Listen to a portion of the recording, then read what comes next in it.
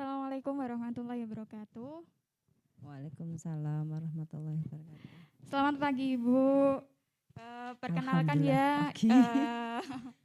kita pada pagi hari ini saya selaku moderator 1 jam ke depan kita nanti akan berbincang mengenai bagaimana cara kita menghadapi memenuhi kebutuhan nutrisi kita di masa pandemi seperti ini. Sebelumnya perkenalkan Ibu dari Kendal ya Bu ya. Saya aslinya dari Kendal, Oh, tapi aslinya dari Kendal, sudah jauh sekali. 24 tahun tinggal di Pati. Berarti sekarang udah Jadi kalau domisili. ditanya orang Pati. Domisili sudah di Pati ya Bu Di ya. Telogo Bungu. Oke. Nah, ini Ibu kira-kira Bu kegiatan Ibu sehari-hari itu bagaimana Ibu? Ini sebelumnya saya berterima kasih kepada Mbak Moderator yang luar biasa memberikan kesempatan saya, adik-adik KKN Bima, MDR Bima. Oke, MDR Bima. Yang kuliah di mana ini? Kampusnya Institut Pesantren Matalul Falah.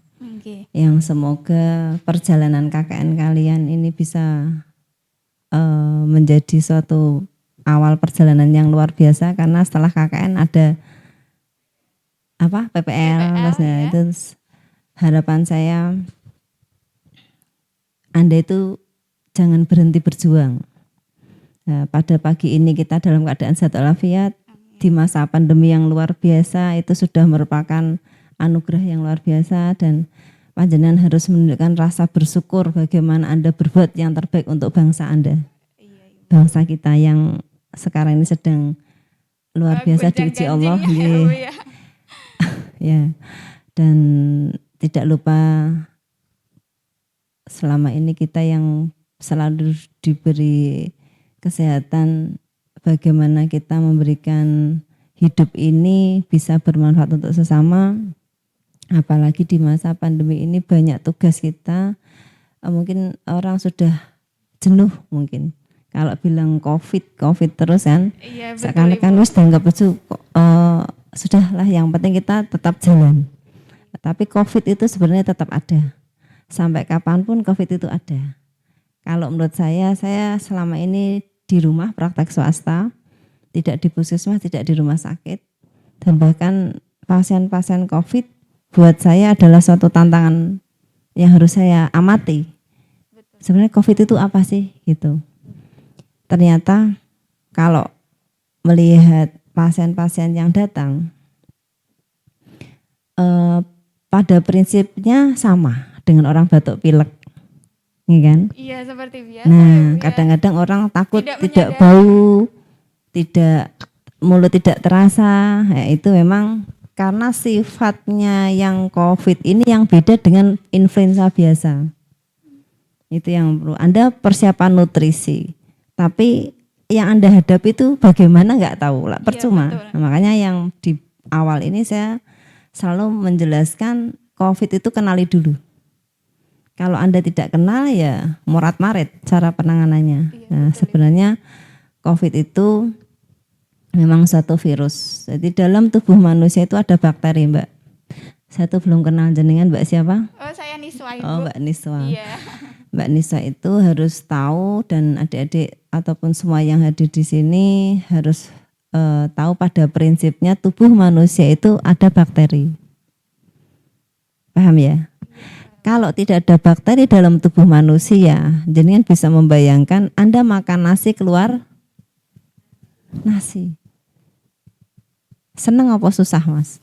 Kalau Anda makan nasi, keluar nasi putih. Susah. Berarti ada sesuatu yang salah kan? Iya, betul. Lah, siapa yang mengubah makanan itu dari mulut sampai kerongkongan, sampai ke lambung, sampai ke usus, sampai ke anus, warnanya berubah. Makan sayur hijau, makan nasi putih, makan tomat merah, makan wortel merah, makan duren, ambune sing enak ibaratnya gitu ya, baunya menyengat. Menyengat sekali. Tapi ketika semua berproses dalam tubuh kita, yang keluar sama kan? Iya. hari ini kita makan durian, besok makan buah naga, besok makan cumi, besok makan toh tetap BAB kita ya tidak beda jauh kan, tidak mungkin keluar cumi kan. Hasilnya Paham? tetap sama ya Itu Bu di ya. situ ada metabolisme dalam tubuh kita dan yang membantu metabolisme itulah bakteri. Betul. Pada prinsipnya di dunia ini hanya ada dua hal, hitam, putih, baik dan jahat. Betul sekali. Hanya yang satu Allah.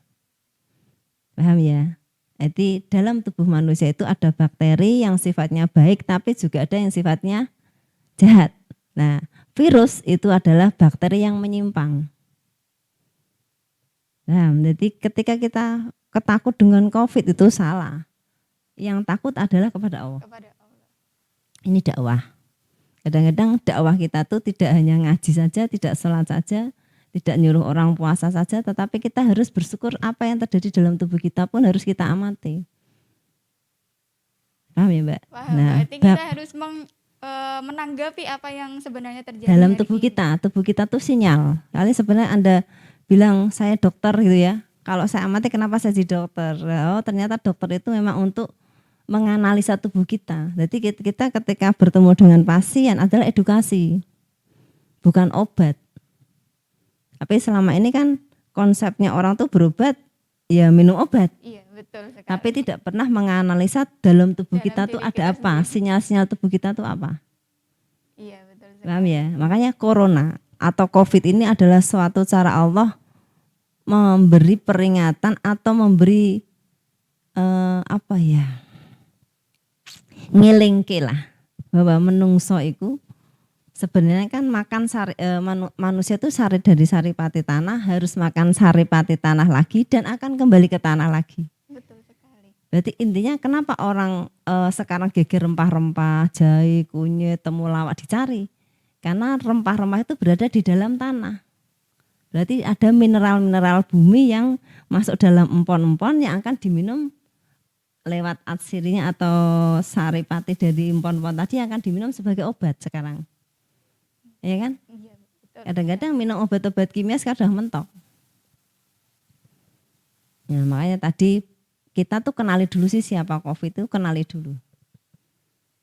Kenapa sih ada COVID? Kenapa sih dalam tubuh kita tuh ada tiba-tiba tidak bau? Kenapa lidah kita tidak terasa? Tiba-tiba mual, sesek, pinggang rasanya macel. Itu beberapa pasien yang datang begitu. Tapi sekarang sudah mulai ada mutasi lagi, datang dengan perut sakit dan mual terus sampai muntah-muntah. Dan itu COVID juga. Oh, berarti tergantung kita menyikapinya bagaimana itu. Nah, makanya kan stamina tubuh kita itu yang harus dijaga. Dijaga. Tapi kita harus kenal COVID itu sebenarnya siapa.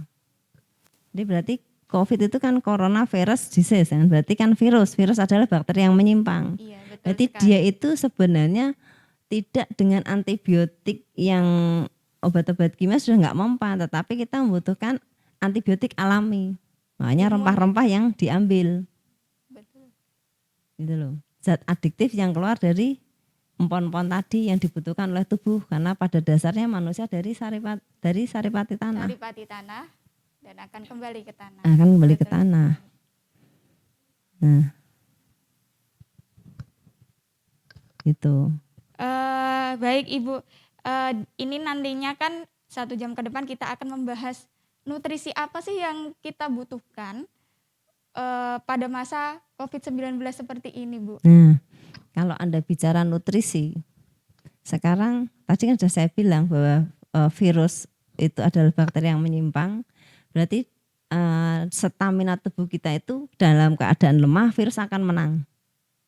Kan gitu. Ya. Stamina itu atau nutrisi apa yang kita butuhkan ya bagaimana nutrisi ini bisa mencukupi kebutuhan sel tubuh kita. Iya, betul sekali. Nah, sebelum ke sana tetap saya terangkan lagi ke virus lagi bahwa COVID itu tanda-tandanya tadi kan tidak bau ya, Iya. lidah tidak terasa itu kenapa? Karena kalau saya amati orang-orang COVID itu tidak pilek yang meler. Kalau dulu orang influenza itu kan keluar lendir Iya, lewat betul hidung, sekali. istilahnya umbelen nek wong Jawa ya kan. Sekarang enggak, Mbak. Jadi hidungnya kering tapi bumpet. Oh, tidak berbau ya Bu ya? Tidak Tidak berbau berbau. karena sarapnya tuh semua digubet sama lendir kering dari virus corona. Virus COVID tersebut. Oh, Makanya kalau di pesantren ada istilah gurah, yaitu iya betul. solusinya. Tapi kalau di oksigen tambah kering, dia akan tambah tercekik. Nah, sebenarnya anak-anak pesantren itu, Anda kan institut pesantren nih, harusnya angkat nih pesantren, karena pesantren itu bisa jadi garda terdepan. Karena sebenarnya solusi kayak dengan kitab kuning itu kan banyak, membahas tentang pertanian, peternakan, pengobatan, itu ada semua. Meskipun saya orang medis, tetapi saya juga bertanya-tanya tentang pengajian di kitab kuning itu. Betul sekali. Ya sebenarnya kalau anak-anak pesantren ini kita ajak diskusi, pasti nanti akan nyambung ke pengobatan yang sesungguhnya, pengobatan kembali ke alam. Oh iya iya iya. Nah, ketika kita gurah beberapa pasien COVID yang datang ke rumah saya itu, lendir itu akan terus keluar, ya kan, langsung encer, langsung amit ngaputene, nyun sewu apa, sisi, nek carane wong Jawa, terus riaknya keluar, terus dia akan pertama kali yang dia rasakan capek, rasa pegel di punggung itu hilang dulu, Oh, hilang. Gimana Mas rasanya? Kan saya setelah kita gurah, punggung saya sudah nggak capek, nggak pegel Bu, nggak sakit Bu. Tetesin lagi, gimana sekarang rasanya? Perut saya sudah nggak mual. Jadi dari bawah itu terus hilang, sosok saya hilang. Terus setelah itu lidah mulai terasa, baru hidung bau. Jadi COVID itu lendirnya tuh seperti orang kalau mau ke bandara, itu ada koper, kan orang mesti bawa koper, terus diblebet sama plastik lah iya itulah betul. COVID. Sifat lendirnya seperti itu. Jadi ketika dapat antibiotik alami yang kita masukkan ke hidung, langsung dia ada reaksi, ada daya tahan tubuh kita bangun, karena otak ketika dirangsang dengan rasa sakit, jeret-jeret gitu kan langsung sengkrang gitu, kok kiamat rasanya. Karena sakit sekali, terus habis itu otak bilang ada sakit, berarti imun harus bangun, otomatis kan langsung reaksi semua, daya tahan tubuh keluar, ibaratnya orang perang itu ya ada musuh, ada senjata. Paham maksud saya? Betul Ada sekali. ini perlawanan virus. Iya ada perlawanan yang Nah, diberikan. kalau dia sakitnya bukan karena virus, dia akan diam. Tapi kalau itu memang reaksi dari virus, dia akan jadi perlawanan sampai kaki naik ke atas. Karena sakit sekali. Dan pada itu langsung lendir itu encer semua, langsung dia akan sisir, riak keluar banyak, satu persatu keluhannya hilang semua. Dan itu biasanya kita 1 jam itu udah bau. Karena orang-orang yang tidak bau itu stresnya tinggi sekali. Dikira karena virus itu akan mati. Jadi tidak semua virus itu bisa kita tanggapi dengan kimia ya Bu ya. Ada cara lain yang bisa. Ya memang kadang-kadang isolasi mandiri itu justru banyak yang tertolong. Karena Iya. dia itu dari perlawanan tubuh sendiri. Karena sebenarnya dokternya itu ya bukan dokter yang di rumah sakit saja. Tetapi kita sebagai manusia itu sudah dilatih jadi dokter. Paham? Iya Pak. Kalau saya kebetulan kuliah di kedokteran ya mungkin karena takdir saya aja untuk jadi seorang dokter. Itu takdir. Tapi ketika saya amati, oh ternyata sebenarnya pasien itu tidak butuh obat. Tetapi beliau itu, pasien datang itu butuh solusi untuk bagaimana sinyal tubuh itu harus diketahui oleh dirinya sendiri dan dia harus melakukan perlawanan sendiri. Edukasi istilahnya gitu. Oh iya, berarti yang kita menanggapi dulu apa itu yang kita hadapi, baru kita tahu sifatnya. Iya, betul. betul. COVID itu ternyata sifatnya begini ya, lendirnya kering ya harus diencerkan. Berarti yang Nah, tahu kadang-kadang hanya kan kita orang mesti sendiri. geger dengan saturasi ya, istilahnya oksigen saya. Aku ya, maaf bukannya saya nggih. Kadang-kadang oksigen itu sudah penuh di bumi ini. Kenapa sih orang sampai seperti ini gitu loh? Karena ketika ini tersumbat, Mbok kamu pakai oksigen modal apa saja, selama sumbatan itu belum selesai ya tetap aja saturasi nggak pernah naik gitu loh. Karena oksigen tubuh kita kan terutama dari nafas, apalagi semua orang di masker semua. Betul sekali. Kan sangat ini juga ya, bukannya apa ya, kadang-kadang saya juga ini harus bagaimana masyarakat itu harus ada edukasi sebenarnya. Ketika kebijakan-kebijakan pemerintah ini yang luar biasa ya kadang-kadang dilema juga bagi kita sebagai masyarakat karena mungkin kerja harus pakai Baru pakai masker, masker, ngajar pakai masker.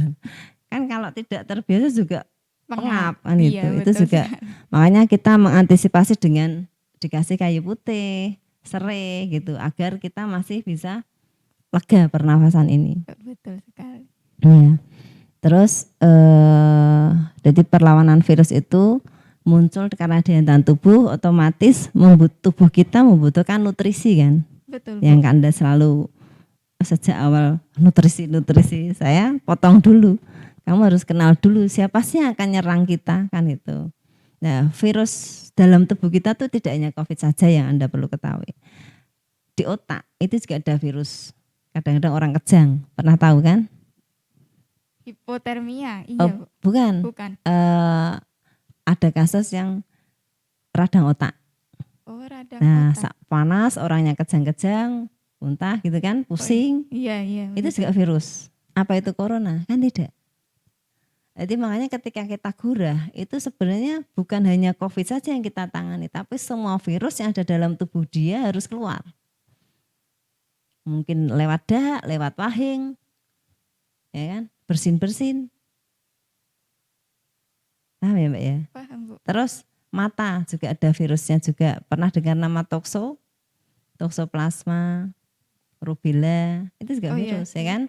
Terus pernah mendengar orang kena hepatitis, itu iya. juga virus. Jadi kalau selama ini orang ketakutan dengan virus, sudah cukup. Tapi kita kenalilah virus itu siapa dulu gitu aja. Nah nutrisi-nutrisi yang kita butuhkan, itu yang jadi masalah sekarang. Yang kita makan pun masih banyak hal yang keliru. Saya tanya sekarang, beras itu yang kalian makan dari mana? Dari padi. Padi Pak Tani macul, ya kan? Iya, Terus di dikasih pupuk, ya kan? betul. Pupuknya itu pupuk apa? Kimia. Dari Kimia, bahan kimia. urea kan? Ini tidak ada yang salah. Semua terjadi karena sudah kepepet antara pertumbuhan penduduk dengan kebutuhan pangan, tinggi pangan. Akhirnya terjadilah bagaimana caranya nandur, parine cepat tukul, hasilnya cepat akeh karena orang butuh makan.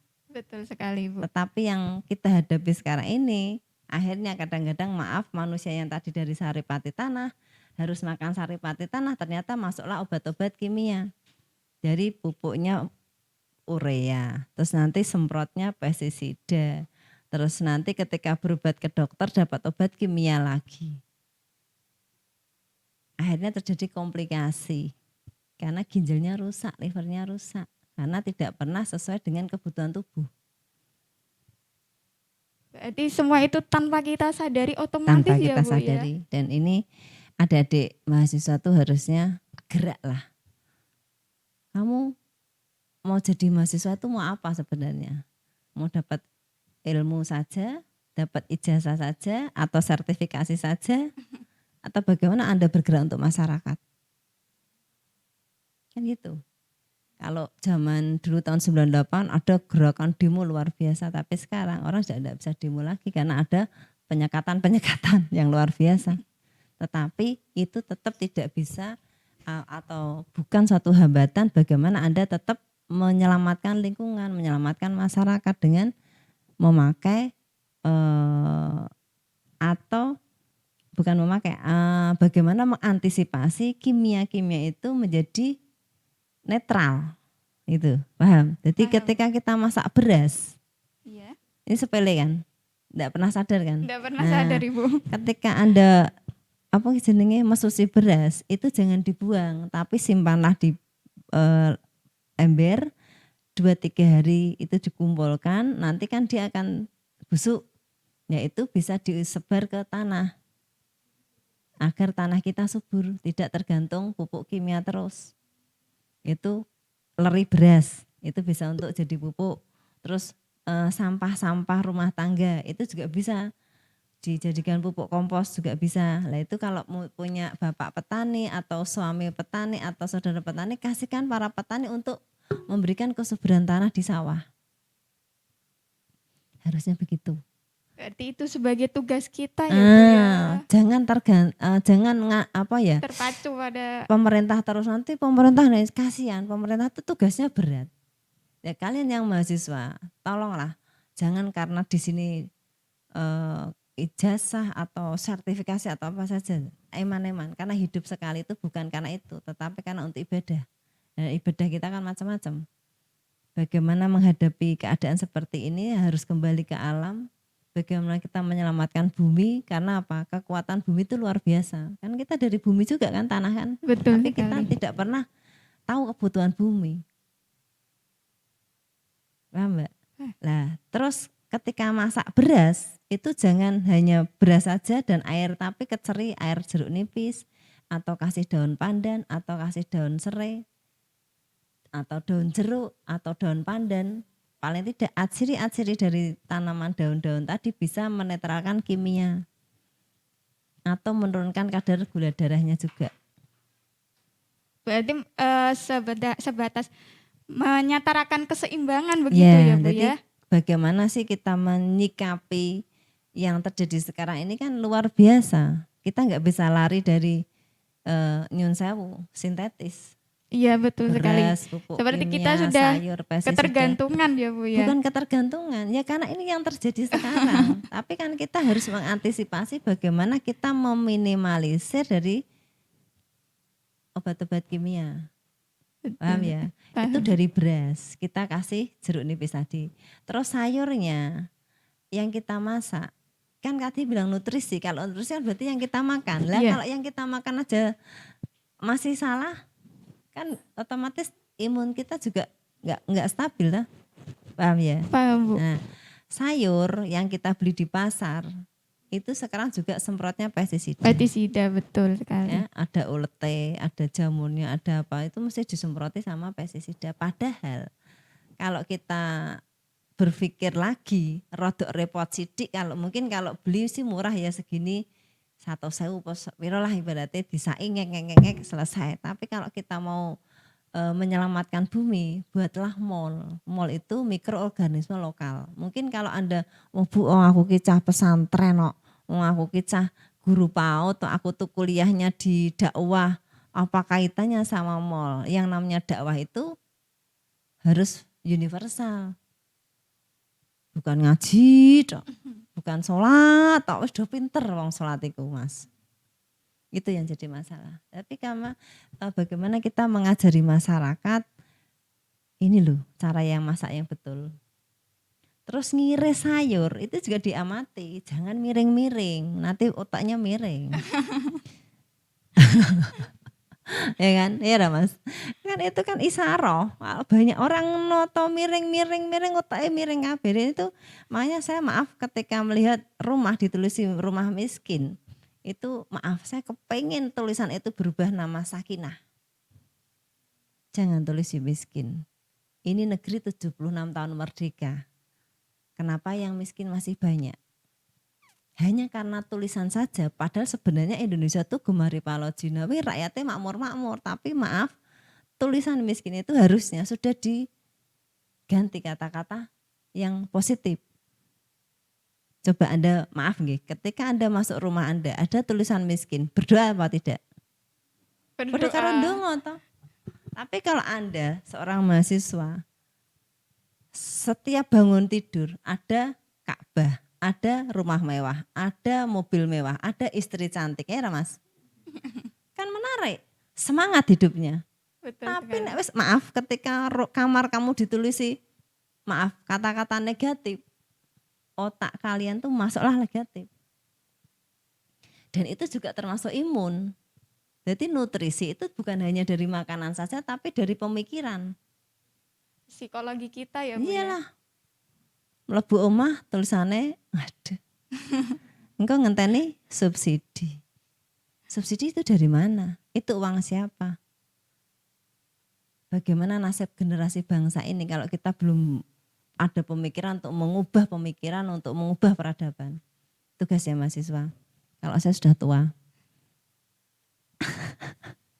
Ya kan, kalian umur berapa? Anak-anak saya itu umur 25, 23, 21, 20 tahun. Kan berarti kalian tuh masih anak saya kan? Lah berarti kan aku tua. Gitu loh. Mudeng nggih? Nah, ini tugas kalian. Tapi meskipun saya tua seperti ini, kami tetap masih sekolah.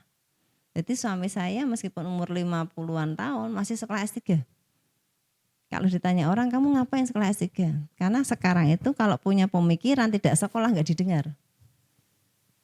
Jadi kita harus menunjukkan dengan data, dengan jurnal. Tapi saya membuat jurnal yang bisa dibaca rakyat. Yang bisa dibaca oleh masyarakat, Iqra. Kita membuat buku raksasa, saya membuat di Sawah Langse, riset kami di sana. Karena impian saya, orang sakit, impian kami ya istilahnya gitu ya. Karena riset kami riset kolaborasi dalam satu keluarga. Jadi anak saya tuh ambil medisnya kedokteran di Cina, yang nomor 2 di teknologi pangan Undip, yang nomor 3 pengolahan limbah di Solo, yang keempat IT, listrik elektro. Jadi untuk mengantisipasi yang terjadi sekarang ini kan harus kolaborasi ilmu, transcience. Jadi anak-anak pesantren sekarang juga harus inovasi teknologi. Boleh ngaji, boleh ngapal Quran, boleh, tapi aplikasi dari Al-Quran itu juga harus jelas. Jangan sampai kalah ya Bu ya. Sekarang kalau bilang kalah, kita mau perang sama siapa sih? Karena kita tuh perang dengan diri kita sendiri kan gitu loh. Nah akhirnya nutrisi tadi yang masuk itu bagaimana kita menyikapi sebagai makanan fungsional. Paham? Jadi kalau Anda bilang nutrisi untuk masa pandemi ini, kita sudah mempunyai riset di Langse, Sawah Langse, namanya Teluk Teknologi, dan alhamdulillah sudah kita patenkan, namanya bioreaktor kapal selam. Harapan kami di sana kan ada integrated farming, jadi ada ternak, ada pengolahan limbah dan ada pertanian. Jadi semua hasil limbah dari pertanian itu dimakan oleh kambing.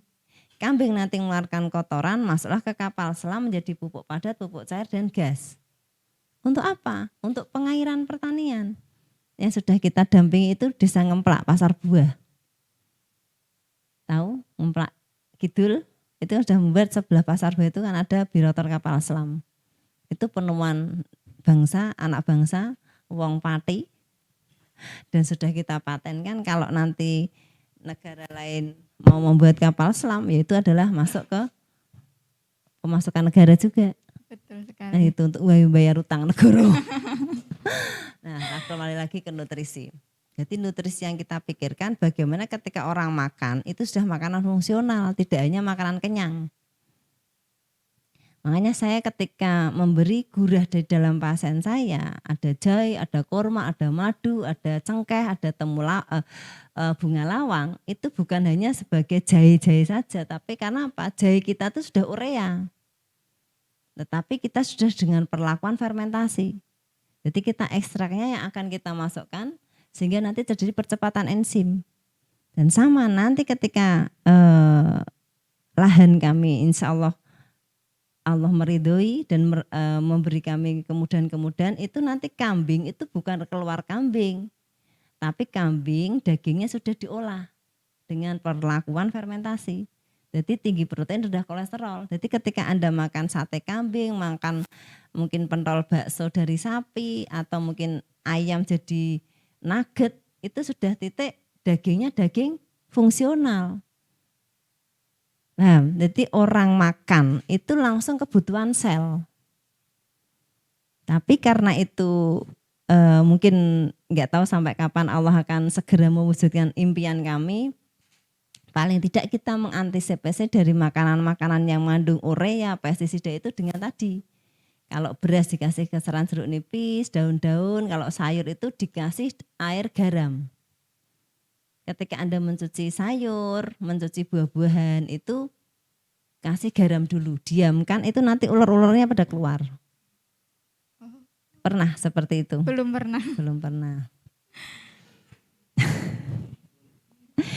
Lah ya, nek saya bilang nutrisi, orang pasti berpikir kan makanan, tapi yang kita makan tuh bener apa enggak? Masuk ke sel apa enggak? Oh, sing dilebokke karo sing ora mudeng karepe ya. Kadang-kadang kok aku makan ini mencret ya. Oh nggak boleh makan kangkung ya, nggak boleh makan ya. Maksudnya apa yang Gusti Allah tuh menciptakan semua itu dengan luar biasa. Kenapa tomat warnanya merah? Kenapa wortel warnanya merah? Kenapa pisang ada titik-titiknya? Itu obat semua. Bahkan semakin ada banyak titik-titiknya, semakin pisang banyak jerawatnya itu semakin jos. Tapi semakin murah. Aneh kan? Coba kalau kamu pisang susu apa pisang apa kayak? Yang ada kulitnya ada titik-titiknya itu kan rak payu. Kalau di tempat saya, di rumah saya bikin smoothie. Tahu smoothie? Sebangsa Nggak tahu gitu ya. smoothie. Jadi gini, bedanya jus sama smoothie. Kalau jus itu masih pakai air banyak itu jus, paham? Iya, Nah yang dimakan kan disaring nanti apa kayak ampasnya nggak diminum itu iya namanya sarinya. jus. Tapi kalau kita sudah main ke smoothie-nya, jadi smoothie itu ya anunya dipangan sampai halus. Bahkan kadang saya bikin es krim, ben rak bosen. Jadi kadang-kadang kayak waloh kuning, pisang itu kita godok, kita bikin direbus kayak bikin kolak itu tak kasih kayu manis, cengkeh, tak rebus sama pandan.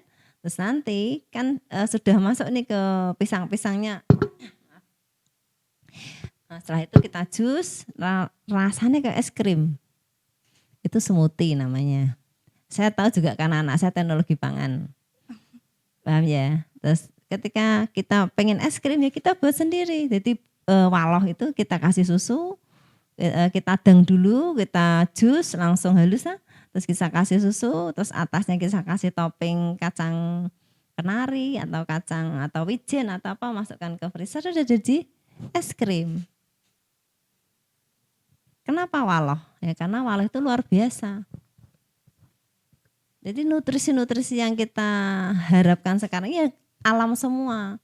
Kadang-kadang orang geger beli vitamin C kan, Iya betul. sampai Indomaret, toko-toko tuh kehabisan apa kayak vitamin C merek sebenarnya. Terus susu biberon lah. Anehnya ini ya sekalian aja saya bahas. Kenapa pasien-pasien saya tuh sekarang banyak yang kena asam lambung? Karena orang tuh sudah stres dengan berita COVID, akhirnya dia beli vitamin C dosis tinggi, setelah itu minumnya susu. Nah kalau dia punya riwayat makan telat, pikiran kenceng, stres itu kan otomatis lambungnya tipis. Ditambah vitamin C dosis tinggi, gas naik. Ditambah minumnya susu, Susu. tambah kembung lagi. Diobati obat-obat mah nggak sembuh. Sembuhnya pakai apa? Saya pakai rempah-rempah. Serai, temulawak sama kunyit. Alhamdulillah sembuh. Terus tak boboi, serai, jahe, kelor, garam. Selesai. Karena kalau sudah gas tinggi sekali itu obat nggak mempan. Banyak kasus pasien yang sudah enggaknya obat ini, minum sirup ini, nggak sembuh Bu Lulu. Aku tunggu yuk. Maksudnya piye gitu maksudnya. Saya tidak menyalahkan masyarakat tidak, karena banyak berita di WA, grup apa sembarangan itu kadang-kadang nggak berpikir jauh. Yang penting aku minum ini sembuh. Ngomong lah padahal delalah sembuh. Tapi logika secara ini badan ini mau dibawa kemana kan orang kan beda-beda kondisinya, staminanya beda-beda. Ya kan? Betul Paham? sekali. Jadi ketika yang berpikir nutrisi itu jangan berpikir tentang makanan yang akan kita masukkan, tapi makanan ini benar apa enggak? Ya karena kan kita sekarang sudah halah wis yang penting mangan gitu. Ya emang yang penting mangan, waraknya mas. Tapi imbasnya akan datang itu yang kita tidak berpikir. Kadang-kadang pasien saya, Bu, weteng kuku, rasanya ku sebuah senep ini. Ternyata tensinya tinggi. Kok tensimu tinggi Pak? Kamu sering riwayat darah tinggi? Enggak pernah. Terus, tapi ini tinggi. Terus saya lirik kakinya, ada titik-titik hitam. Saya coba tak lihat geger. Ya ini yang Anda perlu perhatikan. Punggung itu sinyal juga. Jadi saya itu kalau almarhum suami saya yang dulu Pak Dokter Taufik itu bilang kalau kamu jadi dokter kamu harus punya mata elang. Jadi kadang-kadang orang bilang kembung, saya sudah ngelirik kakinya, ngelirik tangannya, ngelirik matanya. Kadang-kadang saya ngeterke tak lirik juga, rak beres. Kamu yang ndak beres. Bahkan kadang-kadang yang berobat itu sehat, yang nganter nggak sehat. Itu banyak kasus seperti itu. Loh, sama nek bar duduk mesti ngetek peteng ra. Ya sing loro iki kowe. Loh, lah ibumu ra apa-apa. Gampang lah, maksudnya ndak berat. Justru Anda yang harus saya kasih solusi, kasihan kan. Kalau enggak tahu kan kasihan. Ya kadang-kadang beruntunglah orang yang mengantar orang sakit.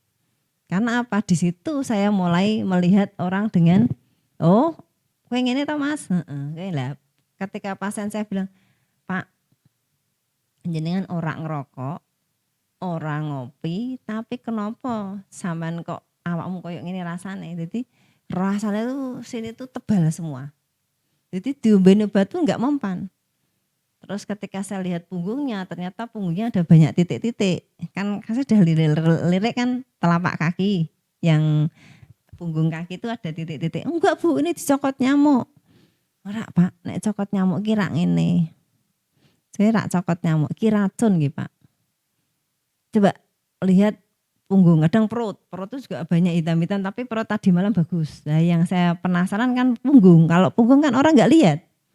Nah makanya kadang-kadang kalau Anda itu punya adik, suami, anak itu sering amati punggungnya.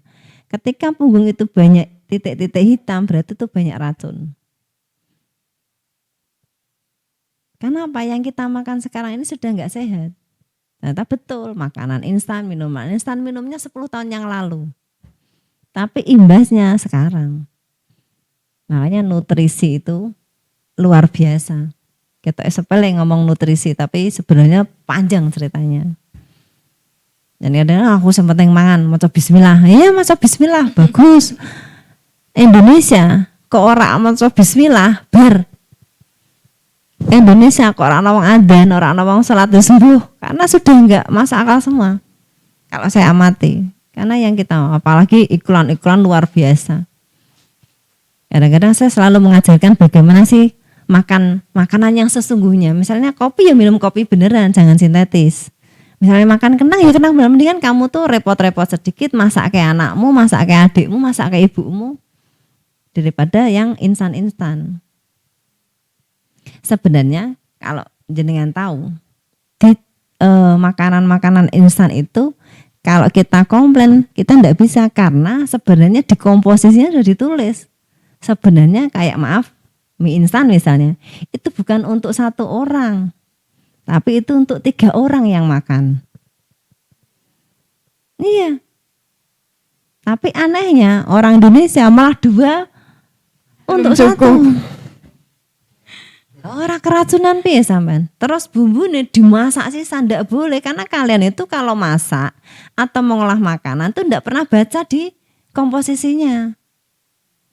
Lagi berarti yang salah lah, ini ndak salah, kalian yang kalah.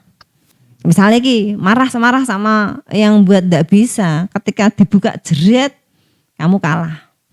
Karena mereka sudah menulis, itu yang selama ini kita terlena, nggak pernah membaca dari Komposisi makanannya. komposisi makanan ini untuk berapa orang itu yang nggak pernah dilihat. Nah kadang-kadang saya merasa harusnya anak-anak teknologi pangan itu justru harus memberikan solusi juga ke orang sakit. Nah, tapi orang sakit kan selama ini mesti dokter kan itu. Betul sekali. Tapi maaf bukannya saya dokter ya, cuman dokter juga harus belajar tentang pangan karena orang sakit itu butuh makanan untuk perbaikan sel. Tapi yang kita makan selama ini masih ada zat-zat yang harusnya tidak masuk ke tubuh kita. Tapi alhamdulillah Allah tuh masih memberi solusi-solusi dengan tanaman-tanaman tadi. Masih ingat ya tadi beras dengan Jeruk nipis. Terus pandan atau serai terus daun jeruk. Dipilih salah satu yang ada mana. Yang boleh atau kasih daun salam boleh. Wes ambune sedep lebih sehat, ya kan? Terus kalau orang dulu masak nasi kan dikuali. Nah itu karena memang ada inframerah, jadi untuk membunuh untuk menghilangkan racun. Paham kan? Teman sekarang kan semua pakai listrik. Makanya tiba-tiba orang, aku kok iso kena gula kenapa ya? Kok aku iso kena kolesterol kenapa ya? Aku tunggu ya, karena memang ya ini teknologi. Wis zaman teknologi, jadi orang nek meh ngliwet pakai apa? Kuali wis nggak ada lagi. Pakai kayu nggak ada lagi. Padahal itu juga untuk atau untuk menyedot racun-racun dari makanan. Tapi kan sudah nggak mungkin, Mbak. Gitu. Nah, Terkalahkan sama teknologi ya Bu ya. terus kalau daging atau ikan ya sekarang itu juga orang ke laut itu berapa bulan, ya kan? Terus ikan kita kok sampai ke sini baru kita makan itu kalau kita tidak jenengan kasih jeruk nipis atau jenengan tidak kasih garam itu juga sangat rawan sekali. Makanya ibu-ibu atau mas-mas ini harus sudah ketika masak sudah mikir bagaimana menetralkan dari pengawet, pewarna, perasa sintetis. Karena pengawet kita sebenarnya ada kan gula, garam itu bisa teman kan untuk yang lagi kan cepet naik kan pakai sintetis. Dan alhamdulillah Allah tuh masih ngasih kita solusi dengan apa tadi? Air jeruk nipis dan garam. Paham ya? Buah, sayur, ikan, beras. Itu tetap diamankan dengan garam itu bisa, jeruk nipis bisa. Nah, orang makan itu kan untuk hidup, bukan hidup untuk makan, ya kan? Berarti kita bagaimana memikirkan makanan yang kita makan tadi sehat. Nah, sekarang sehat itu juga Anda perlu ketahui juga. Ketika Anda membahas virus, tapi kita tidak tahu tubuh kita sehat atau tidak, itu juga perlu juga. Dan sehat itu ada kuncinya. Satu, peredaran darah harus lancar. Darah kita tuh kan ada kolesterol, ada asam urat, ada gula kan. Nah itu harus berjalan sesuai kodratnya, metabolisme jalan. Kenapa ada gula darah? Karena metabolisme dari karbohidrat. Anda makan nasi, Anda makan telo, makan kentang, makan jagung, itu namanya karbohidrat. Nah metabolisme keluarnya di pankreas keluarnya adalah gula dalam darah. Nah, gula dalam darah itu harusnya memberi makan ke otot, tetapi pada orang diabetes itu gula darahnya di darah. Akhirnya perasaannya pegel, ngantukan, geringan. Yang salah kan siapa? Gula darahnya? Tidak, karena kita tidak mengenal tubuh kita. Yang salah awake dhewe. Jangan menyalahkan siapapun. Oh, minum obat turun gula. Turun, tapi pankreas rusak karena tidak pernah perbaikan sel di pankreas. Selama ini kan begitu. Minum obat turun gula darah, terus 10 tahun kemudian terjadilah komplikasi di jantung lah, ginjal lah, cuci darah lah, stroke lah. Karena tidak pernah perbaikan sel. Harusnya nutrisi itu ya bagaimana makanan itu perbaikan sel. Ya tadi peredaran darah harus lancar. Di dalam darah ada 3 metabolisme, hasilnya glukosa itu dari karbohidrat, nasi, beras, jagung, ketela. Kalau metabolisme protein itu di ginjal, kacang, ikan, telur, ya asam urat kan. Oh, bariku ora oleh mangan tahu tempe. Lah sakno Mas. Ya kan masa hidup sekali ndak beli ini tapi obatnya sak kresek ndak bisa. Kita harus lebih cerdas sekarang. Terus protein tadi ikan, kacang, susu apa termasuk telur itu di ginjal metabolisme keluarnya asam urat. Terus kalau kita makan goreng-gorengan, nah ini mbok-mbok iki senengane gorengan. Itu lemak-lemak berarti kolesterol itu pabriknya di liver 75%. Liver itu sudah memproduksi kolesterol, tapi karena manusia itu kepengen kaya, baru mangan gudeg, mangan gule, nggak pernah ngantenan nggih. Makanya corona ndak boleh orang prasmanan karena banyak yang mubadir. Jadi corona itu bukan musibah, bukan bencana, tetapi itu adalah cara Allah mengingatkan kita untuk lebih berpikir, karena selama ini kita hidup dalam keadaan kadang-kadang mubadir kancane setan enggak pernah diamati. Coba Kamu nek pas prasmanan, bar mangan bakso, mangan wedhus, sate, engko baru ki mangan es krim, baru engko mangan apa, wis kabeh dilacalah dan tidak dihabiskan. Betul sekali, Bu. Akhirnya sekarang Allah berilah corona, PPKM, luar biasa. Ada yang salah dengan corona? Tidak ada. Tetapi kita disuruh introspeksi diri. Aneh kan? Itulah Allah sangat mencintai hambanya. Jadi banyak hal yang sebenarnya kita nggak sadar. Terus 3 kan, peredaran darah halus lancar, ada dari protein, lemak dan karbohidrat. Paham ya? Di liver.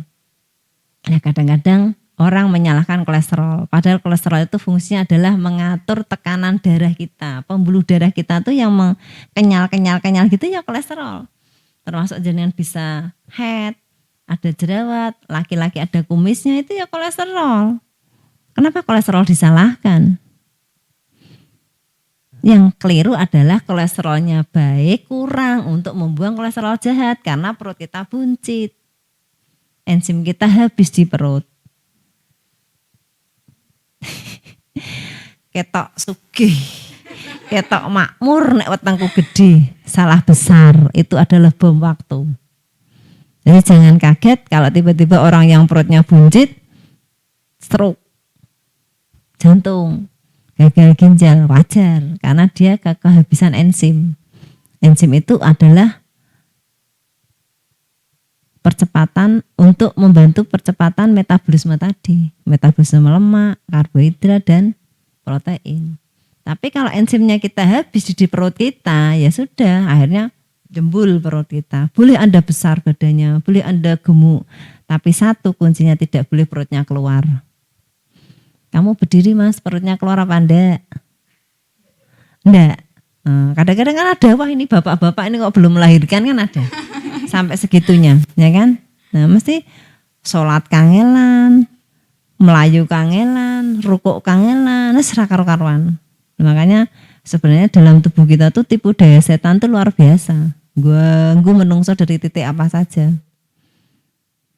1, peredaran darah halus lancar. Yang kedua, untuk sehat. Tadi kan nutrisi sudah ya paham ya, dengan jeruk dan garam, dinetralkan kimianya. Terus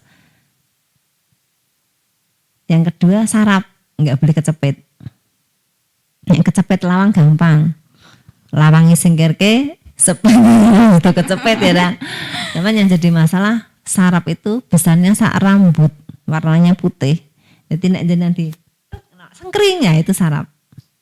Ya kadang-kadang kayak guru-guru misalnya mbak-mbak kan ini bakalnya jadi guru-guru toh, mindah lemari, mindah buku, ngangkat muridnya yang paut-paut itu kecetet, aduh, nah itu nggak pernah dirasakan. Tapi 10 tahun yang akan datang dia tiba-tiba nggak bisa jalan atau tiba-tiba kakinya kecil karena sarafnya kecepet dalam jangka waktu yang lama. Nah, makanya kalau Anda mau olahraganya yoga. Yoga tahu ya, buka di YouTube. Nah, itu kan bagus. Yang pengen langsing, yang pengen gemuk, yang mungkin sering pegel, yoga saja. Bu nek lari-lari sin aku ngene-ngene misalnya. Ya yoga kan di buka YouTube di kamar sendirian yoga bagus, enggak apa-apa. Itu untuk sartas. Kalau misalnya yang sering dengkan di sini kamu tidurnya tidak pakai bantalnya tidak di kepala tapi di ini Di punggung. punggung. Kalau seringnya tidak boleh tidak. Ya. Kadang-kadang wah enak tidak tapi bahaya. Terus saraf kecepet. Yang ketiga tulang belakang. Jadi tulang belakang kita tuh tidak boleh ada yang bengkok. Ada yang kecepet juga ada kan kadang antara tulang itu kan ros. Nah itu harus lurus itu. Kadang-kadang yang benggang, nah itu ada yang bolong ada. Kropos misalnya kan kasus pasien kan banyak ya tentang tulang belakang dan itu penting karena tulang belakang mana yang salah dia akan mengganggu organ depannya. Misalnya kayak sesek itu mesti dia sinnya sakit orang sesek itu. Kadang-kadang kan diberi obat sesek terus, dioksigen terus tapi nggak pernah diperbaiki tulang belakangnya itu juga nggak boleh. Karena obat terus akhirnya lambungnya kena, livernya kena, ginjalnya kena. Karena tidak pernah menyelesaikan solusinya. Penyebabnya apa kok sesek? Terus tulang belakang. Yang keempat adalah metabolisme pembuangan racun. Nah, pembuangan racun itu tadi kan kita makan ya, kita minum sembarang dengah selama seharian penuh, terus malam hari kita tidur. Ya kan? Kenapa Allah memberikan tidur? Karena pada saat tidur itu terjadi pergantian sel. Nek sampean melek terus rasane piye? Ngliyeng ra? Karena tidak ada pergantian sel. Nek carane wong kerja ning pabrik sip-sipan. Nek carane tapi pergantian. Jadi sing rusak dibuat diganti sing anyar. Paham? Lah itu pergantian sel itu pada saat orang itu, makanya pada ada orang sakit kok dia tidur aja digurai karena dia sedang pergantian sel tadi. Kalau orang sakit lebih lama karena banyak yang rusak. Tapi kalau orang sehat cepat bangunnya kan. Nah, orang sakit kan lemes, ngantuk, pegel, kemeriak kabeh lah rasane. Itu wajar kalau dia tidur karena itu sistem dalam tubuh kita pergantian sel. Makanya pada waktu tidur tidak boleh kipas angin, AC dan tidur di lantai, tidak boleh. Nah, ini anak-anak pesantren yang banyak kasusnya tidur di lantai. Pada waktu di pesantren tidak ada masalah, tapi nanti setelah lulus ada yang kena paru-paru, ada yang kena ginjal. Karena apa? Tidur di lantai itu tidak sehat. Kadang-kadang tipis kasurnya. Terus makanannya, jajane, ya kan, sausnya, kecapnya, anut kanca-kancane, yang penting murah, wareg. Nah itulah yang kadang-kadang kita kepengen ada suatu sistem transient. Jadi anak-anak pesantren itu harus kolaborasi dengan inovasi teknologi. Gitu. Nah, nanti setelah bangun tidur, karena sudah terjadi pergantian sel, sel tadi akan yang usus mengeluarkan BAB kan, yang rusak, terus racun-racun, terus nanti ini ada AC-nya ya, tak buka. Ya, jadi memang kering kalau ada AC gini. Terus kencing, lewat BAB, kencing dan keringat. Makanya pada saat tidur tidak boleh kipas angin dan tidak boleh AC-nan. Makanya ini ruangan juga ber-AC kan. Saya lebih suka berkeringat karena ketika kita berkeringat itu stamina kita bangun. Jadi munculnya stamina itu luar biasa ketika kita bisa berkeringat. Ada orang yang tidak bisa berkeringat, ada yang BAB-nya sulit. 3 hari sekali, seminggu sekali itu ada. Sehat, anaknya sehat-sehat saja, tetapi sebenarnya dia menyimpan bom waktu. Makanya kita harus mengenal sinyal-sinyal tubuh kita. BAB kamu harus warnanya kuning, panjang, lembek, dan terapung. Kencing kamu harus kuning, jernih, tidak berbusa, tidak bau, tidak merah, tidak berwarna. Terus keringat kamu itu harus seger, tidak boleh pliket atau terasa dingin, itu juga tidak boleh. Harus enak gitu loh, keringat enak. Ada keringat rasanya atis tersep-tersep, itu berarti masuk angin, nek salah ngono. Gitu. Keringat. Ya.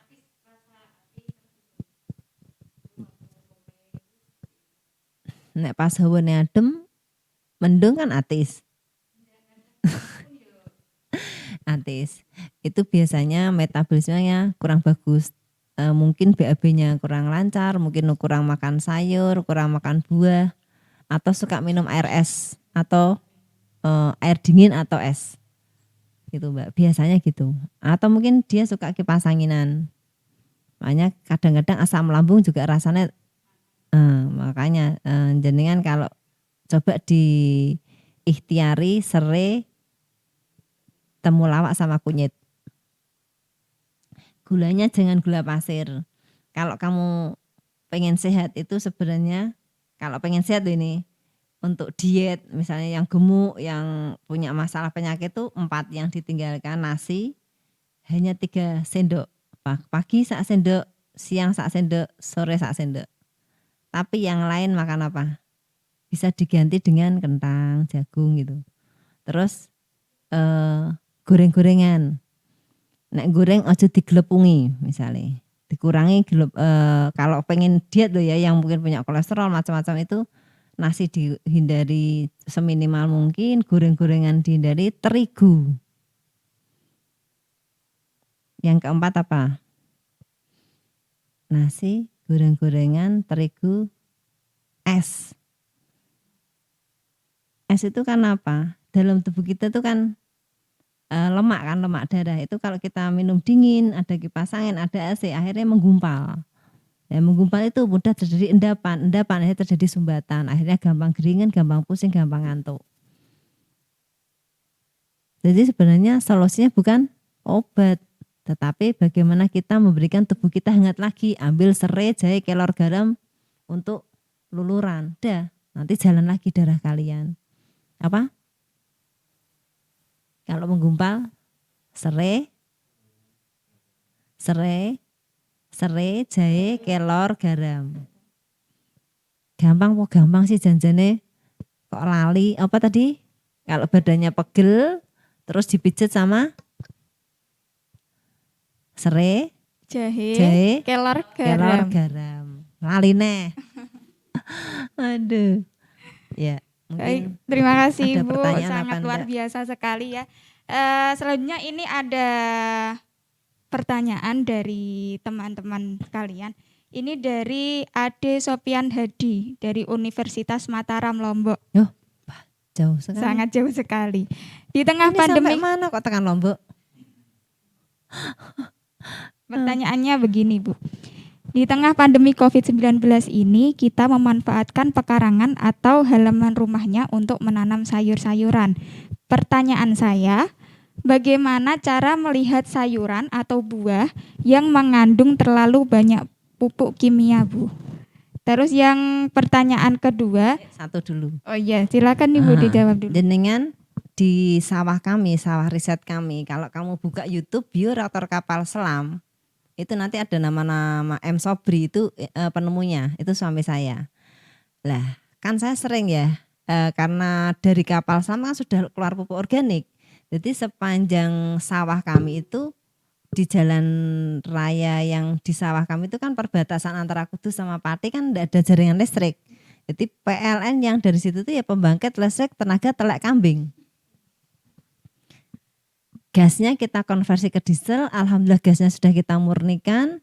Jadi untuk mempercepat jadi listrik, terus kita nyimpan di baterai malam hari, listrik di jalan nyala semua dan kayak wereng, tikus itu tidak ada karena sawahnya padang terus, terang karena ada listrik. Nah dari hasil sayuran-sayuran yang kita amati, kan saya kalau depan saya kan pasar. Saya beli lombok nih contoh, lombok yang dari pasar sama lombok yang saya panen dari sawah itu beda. Yang dari, maaf ya, saya bukan membandingkan secara menjelekkan tidak, tapi yang kalau saya amati itu lombok yang dari pasar itu lebih alum dibanding lombok yang dari pupuk organik. Terus lebih lama, segernya lebih lama. Terus pedes beda juga. Lebih pedes gitu. Itu yang pakai pupuk organik. Terus kalau sayur itu saya pernah nanam kangkung tuh hanya 10 hari karena pakai pupuk organik itu cepat. Kalau kangkung yang beli dengan pupuk pestisida itu banyak titik-titiknya itu, nggih. Pernah lihat kayak ada jauh titik. Tapi kalau yang dari pupuk organik kami di sawah itu lebih seger, lebih hijau. Dan kalau dimasak itu lebih lembut, nggak kaku. Dompet saya dikeluarkan aja, Mas. Dikeluarkan aja, ya. Ditaruh depan. Taruh depan aja, ya. Terus buah, saya juga nanam semangka. Kalau yang dari pasar dengan buah saya yang panen dari pupuk organik itu beda. Kalau yang dari pasar itu ada amas keras gimana, tapi kalau yang dari pupuk organik itu lebih seger warnanya.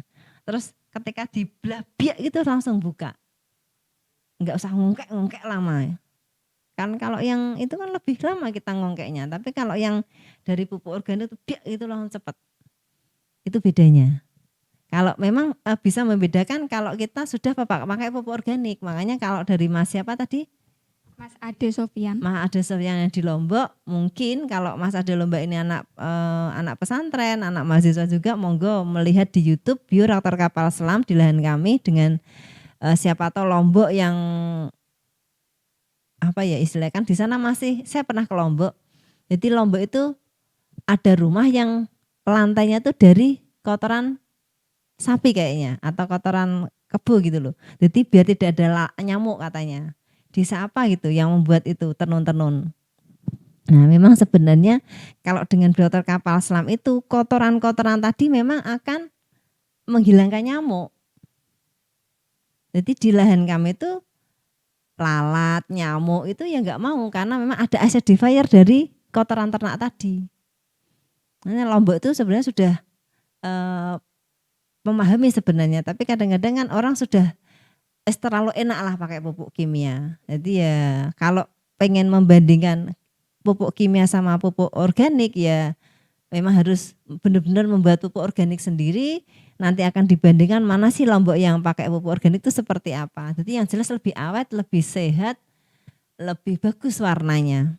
Gitu. Jadi pertanyaan kan gitu toh. Oke. Bedanya pupuk. Bedanya sayur dan buah yang mengandung pupuk sama yang mengandung kimia. Yang mengandung pupuk organik sama Kan kimia. yang memakai pupuk organik ya. Kalau pupuk organik di kita karena kita dengan pupuknya fermentasi tadi dengan kotoran kambing, sampah rumah tangga, sampah manusia kan jadi satu di lahan kami itu. Langsung dengan bioreaktor kapal selam dengan kekuatan gravitasi bumi dia akan keluar sebagai produk pupuk padat, pupuk cair dan gas. Nah itu langsung pupuknya siap pakai, tidak panas karena sudah melalui fermentasi. Nah indikatornya ketika gas dinyalakan apinya warnanya biru, itulah fermentasi sempurna. Tapi kalau kamu punya gas yang dari fermentasi dinyalakan di api warnanya kuning, itu kalau disebar ke tanaman warnanya, tanamannya akan mati karena masih panas. Dan kadang ada gulmanya, banyak suket-suketnya gitu. Tapi kalau masih pupuk organik yang sudah sempurna, fermentasi sempurna, gasnya itu biru, nek gue masak lebih cepat matang karena lebih panas. Tapi yang kuning justru panasnya di pupuknya, panasnya dikembalikan. Kan untuk gas yang biru itu apinya lebih panas tapi pupuknya sudah adem. Jadi untuk ke tanaman langsung siap saji, available. Ya monggo mungkin Mas siapa? Mas Ade. Mas Ade buka di YouTube Mas Ade, siapa tahu nanti di Lombok bisa kolaborasi dengan kami Bioreaktor Kapal Selam itu. Karena ini teman anak bangsa, siapa tahu nanti Lombok juga ada. Kan harus ada pejuang-pejuang juga yang karena ini sekarang kan perang pangan. Jadi kita harus bagaimana membuat senjata pangan. Gitu loh. Habis ini ada lagi, ini perang virus, ada lagi nanti perang iklim, perang cuaca, nanti ada musim kering panjang. Yang kadang kita tidak pernah tahu karena sampai sampai Agustus ini masih ada musim hujan dan ini hujan ini adalah hujan aneh gitu loh. Ini sinyal. Ketika ada tsunami itu kan air akan surut dulu baru tsunami datang kan. Nah ini kita ada musim hujan panjang tapi setelah ini kita harus berpikir berapa kemungkinan tahun depan sudah kering panjang 3 tahun. Sangat mengerikan. Makanya saya terus bergerilya dengan kapal selam ini karena dengan pupuk organik itu akan terjadi peresapan air tanah yang luar biasa. Terus akar-akar pohon tadi adalah pengikat air tanah. Mencegah kebanjiran dan kekeringan. Kalau dulu Nabi Nuh itu membuat kapal di atas gunung karena ada banjir. Dan Pak Sobri ini menemukan kapal selam di bawah tanah karena ada kering panjang. Saya bukan dukun, tapi ini sinyal yang sudah tampak sekali. Ya kan, mendung terus hujan terus kan tiap malam di Pati. Semua kayaknya yang Kudus juga hujan kemarin. Banyak hujan. Ya semoga nanti Mas Ade bisa kolaborasi dengan ini ya, IPMAFA, mungkin diskusi tentang kapal selam karena ini wajib juga karena harus banyak solusi, harus ada solusi untuk negeri ini. Ya kan Lombok juga termasuk Indonesia, ya kan, ya harus kita selamatkan juga. Kalau di NTT itu banyak sapi yang ini liar, kuda liar, wah itu berarti. Nah, itu kan peluang. Jadi sapi-sapi ternak-ternak tadi akan jadi pupuk kan luar biasa dan penyelamatan bumi termasuk manusia karena manusia akan makan yang sehat, ya kan? Terus pertanyaan kedua, Mas Ade juga. Ya, masih dari Mas Ade Sofyan Beliau itu Hadi, kuliah di mana? Universitas Mataram. Oh, ya siapa tahu nanti Pak Rektornya setuju dengan ide-ide kami. Betul. Kita lanjutkan pertanyaan yang kedua, kapan kita harus konseling terkait gizi kita ke ahlinya, Bu? Kalau di luar negeri itu sudah tidak lagi orang berobat ke rumah sakit karena sakit, tetapi dia sudah konsultasi bagaimana dia hidup sehat. Inilah negara berkembang. Tapi kalau negara maju, dia akan bertanya, saya itu harusnya makan bagaimana sih? Ya coba nggak usah konseling lah. Buka itu loh, Dr. Zaidul Akbar itu luar biasa. Pernah bukan enggak YouTube-nya Dr. Zaidul Akbar? Beliau selalu bercerita tentang rempah-rempah, bagaimana cara hidup Rasulullah. Luar biasa. Jadi Rasulullah itu selalu mengajarkan apa yang diajarkan Rasulullah itu luar biasa. Kalau Anda mencintai Rasulullah ya ikuti sunah-sunahnya kan gitu. Termasuk puasa Senin Kamis. Jadi kadang-kadang pasien saya ajak kembali kamu atau tidak. Kalau rukuk yang lama, sujud yang lama, karena itu sudah obat. Gerakan-gerakan sholat, gerakan-gerakan wudhu, itu kan sudah bagaimana kita mengantisipasi untuk kita selalu sehat kan. Tapi masalah sakit wallahu alam itu adalah hak Allah. Tapi paling tidak manusia tetap ikhtiar. Itu ya, mungkin yang tentang konseling baca YouTube-nya Dr. Zaidul Akbar itu lebih runtut banyak ceritanya. Terus? Nah, ini selanjutnya dari Aryani Anandita. Jadi ini bertanya, tidak dijelaskan, Bu. Bertanya mengenai COVID. Assalamualaikum, izin bertanya, Bu. Setelah sembuh dari COVID, mengapa gejala-gejalanya masih sering muncul atau kumat ketika kecapean? Dan berapa lama gejala-gejala tersebut 100% akan hilang? Terima kasih. Ya, kan tadi sudah bilang imun daya tahan tubuh itu wajib. Nah kadang-kadang yang kita makan itu loh, yang kadang-kadang kita masih salah kaprah. Nah, seakan-akan vitamin C itu ya dosis tinggi, padahal vitamin C itu jeruk atau apa jambu merah itu kan juga vitamin C, tetapi jeruk sama jambu merah lebih tinggi jambu merah karena antioksidannya juga tinggi, vitamin C-nya tinggi, bahkan lombok itu juga vitamin C. Iya enggak? Cuman kadang selama ini kan orang berpikirnya vitamin C ya yang ada di apotek, toko-toko lah itu loh Mbak. Kadang-kadang mungkin Mbak Aryan ini mungkin selama ini maaf masih menggunakan obat-obat kimia mungkin. Nah tapi kalau seandainya Mbak Aryan ini mau kembali ke alam, tolong ngerebus serai, kunyit sama temulawak. Kenapa selalu saya serai, kunyit dan temulawak itu untuk jadi solusi? Karena itu ada asiri-asiri sebagai stamina tubuh. Jadi kunyit itu kan anti radang, temulawak untuk metabolisme kan sama serai juga itu. Untuk liver karena fungsi liver kan 500 lebih fungsi liver. Nah itu akan diperbaiki oleh serai dan temulawak. Kunyitnya sebagai anti radang. Coba mungkin dibantu dengan serai, kunyit dan temulawak Mbak Aryani. Pakainya jangan gula pasir, gula batu atau gula aren. Jangan gula merah, beda gula aren sama gula merah beda. Untuk pengobatan di gula aren tuh juga ada vitamin C-nya. Kalau gula batu itu gula yang tidak banyak proses. Kalau gula pasir kan ada pemutih, ada belerang, macam-macam. Makanya kalau saya menyarankan ke pasien saya gulanya tuh aren atau gula batu atau madu. Dan cara ngasihnya itu setelah mendidih baru masuk gulanya. Jangan bareng mendidihnya, termasuk garam itu juga kalau masuk sayurnya sudah mendidih dimatikan baru garamnya masuk, gulanya masuk. Kalau gula sama garam kena air mendidih itu rusak, enggak boleh. Paham ya? Jangan berpikir enaknya saja, enak tapi pas, benar masuk tidak sebagai racun. Garam kan tidak di luar negeri, kalau di restoran-restoran kan masih ada garam meja, ya kan? Lah ya itu, ada gulanya, ada garamnya, karena yang betul itu setelah kena api, api matikan dulu, baru garam dan gula masuk. Lanjut Mbak. Pertanyaan selanjutnya dari Winan. Siapa? Winan. Oh Winar. Ya. Tak era, mana Winars? Assalamualaikum Ibu Lulu, izin bertanya. Waalaikumsalam. Di kondisi pandemi seperti ini, semua merasakan kepanikan untuk menemukan obat untuk COVID ini. Karena orang yang sudah divaksin pun masih bisa terkena COVID. Bahkan beberapa waktu lalu, merek susu Bear Brand laris di pasar karena dipercaya sebagai obat COVID. Sehingga menimbulkan panik buying. Nah, menurut Ibu sendiri, sebenarnya apa obat COVID terbaik, baik dari sisi medis maupun dari sisi psikologis? Terima kasih, Ibu. Iya. Dan tadi sudah bilang bahwa intinya sakit itu kan bagaimana kita mengenali tubuh kita kan. Orang bisa sehat nggak sakit. Tadi kan saya sudah mengenalkan 4. Peredaran darah harus lancar,